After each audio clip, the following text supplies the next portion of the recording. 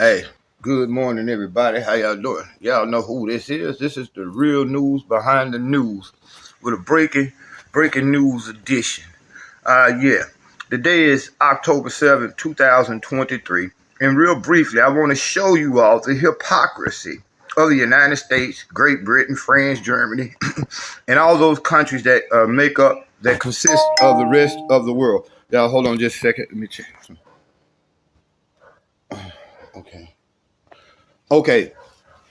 While we were sleeping here in America, um, overseas in the land of Israel, the group known as Hamas, the military group known as Hamas, which consists of a lot of Palestinian fighters, attacked Israel in a major attack, one of the biggest attacks, probably the biggest attack ever against the country of Israel.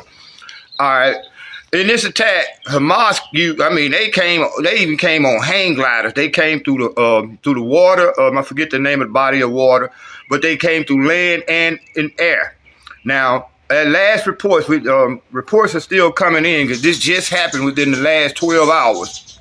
You got 100 Israelis dead, over 1,000 some wounded, and it was real crazy. It's a major attack. Now you have the United States, Great Britain, and all these countries condemning that attack on Israel by Hamas, but yet they never say nothing when Israel attacks the Palestinians. You all have to realize that the Palestinian situation is one that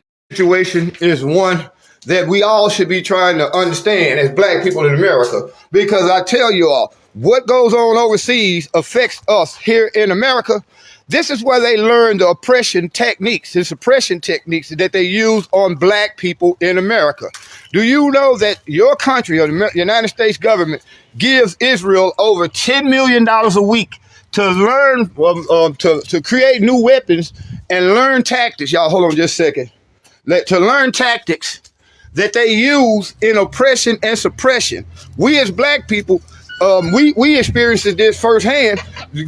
Classic example, the situation with George Floyd. Do you all know that your government sends military advisors and police department heads to Israel every year to learn what Israel has basically come up with, new techniques they have come up with to suppress and oppress crowds or protesters. All right, that knee to the neck that George Floyd died from, this is where your American police learned their tactic from. We give Israel, again, $10 million every week just to practice on suppressing the Palestinians. And they bring that back to America.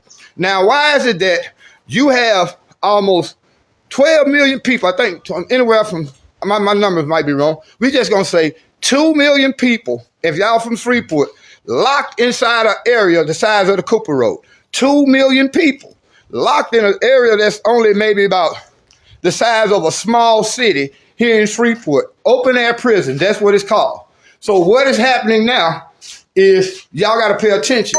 If this thing escalates anymore, that means Iran is going to get into it, or with them, Syria. All these Arab countries are going to come against Israel, meaning that the United States is going to escalate the situation by sending more military weapons, military advisors. Basically, what you're going to see is an escalation into another thing that could produce an all-out war.